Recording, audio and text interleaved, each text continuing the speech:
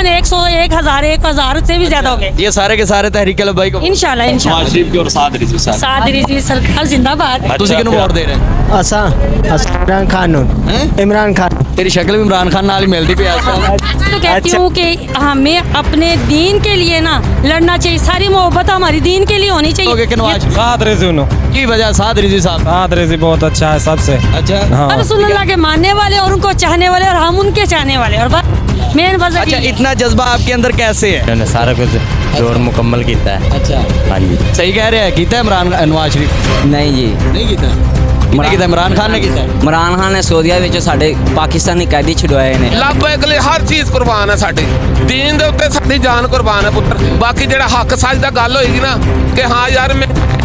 ਗਰੀਬ ਆਦਮੀ ਦੀ ਰੋਟੀ atom bomb ਵੀ ਛੱਡੋ ਸਾਰੀ ਗੱਲ ਐਟਮ ਬੰਬ ਦੀ ਗੱਲ ਕਰਨੇ ਆ। ਐਟਮ ਬੰਬ ਜਿਹੜੇ ਬਣਾਏ ਨੇ ਸ਼ਬਰਾਤ ਦੇ ਚਲਾਣ ਲਈ ਬਣਾਉਣਗੇ ਆਪਣੇ ਉਹ ਜਿਹੜਾ ਉਹਨੇ ਖਬੀਸ ਨੇ ਕੀਤਾ ਨਾ ਜਿਹੜਾ ਇਮਰਾਨ ਖਾਨ ਨੇ ਕੀਤਾ ਕਿ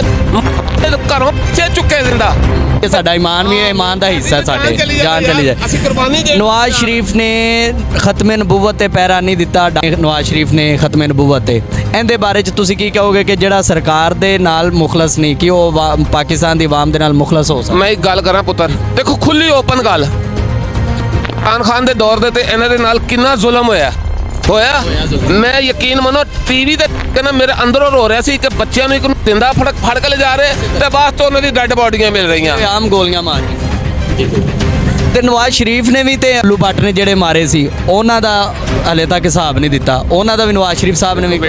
ਜ਼ੁਲਮ ਤਾਂ ਦੋਵਾਂ ਨੇ ਕੀਤਾ ਨਵਾਜ਼ ਸ਼ਰੀਫ ਨੇ ਵੀ ਕੀਤਾ ਇਮਰਾਨ ਖਾਨ ਨੇ ਵੀ ਕੀਤਾ ਬੱਚਾ ਇਹ ਕੁਝ ਹੋਰ ਜ਼ੁਲਮ ਸੀ ਉਹ ਜਿਹੜਾ ਉਹਨੇ ਖਬੀਸ ਨੇ ਕੀਤਾ ਨਾ ਜਿਹੜਾ ਇਮਰਾਨ ਖਾਨ ਨੇ ਕੀਤਾ ਕਿ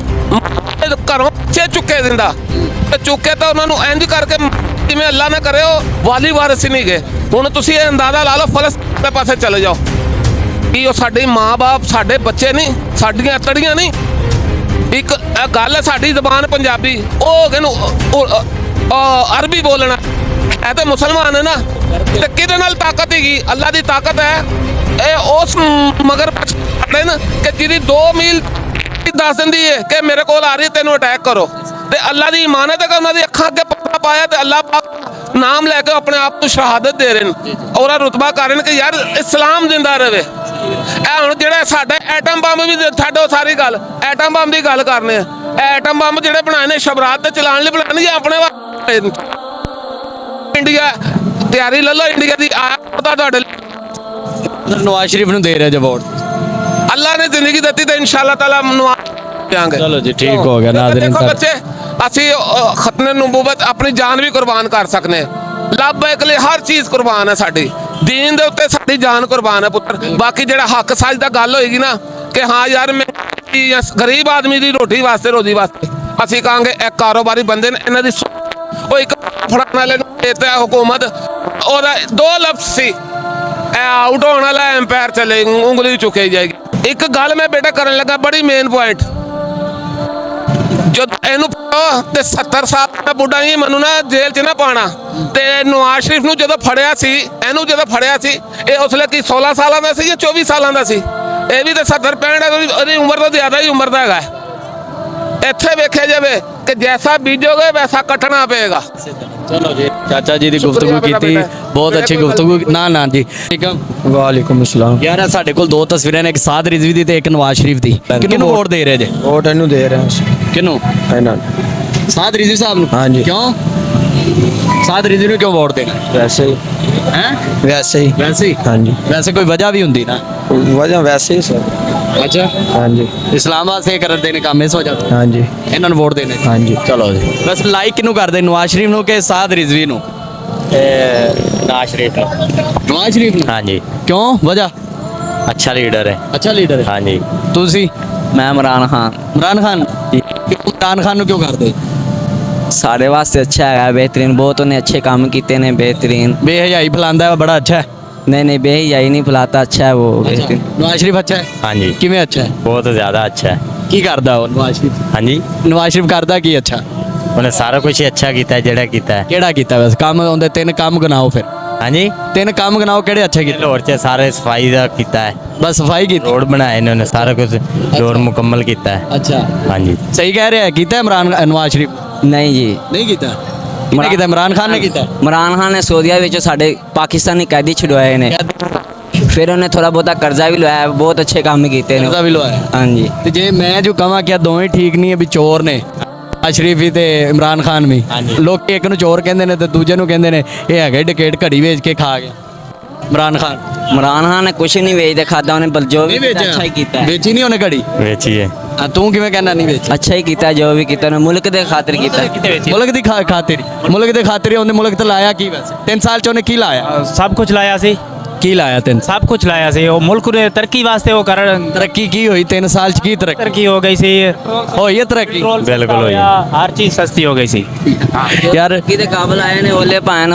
ਕਰੋਨਾ ਆ ਗਈ ਕਰੋਨਾ ਦੇ ਵਿੱਚ ਸਾਰਾ ਪੈਸਾ ਲੱਗ ਗਿਆ ਫਿਰ ਜਿਹੜਾ ਪੈਸਾ ਕਹਿ ਰਿਹਾ गलत कह रहा है ਗਲਤ ਕਹਿ ਰਿਹਾ इमरान खान से आई है नवाज शरीफ से नहीं आई ਨਵਾਜ਼ ਸ਼ਰੀਫ ਦੇ ਹੁੰਦਿਆਂ ਦੋ ਠੀਕ ਸੀ हाँ जी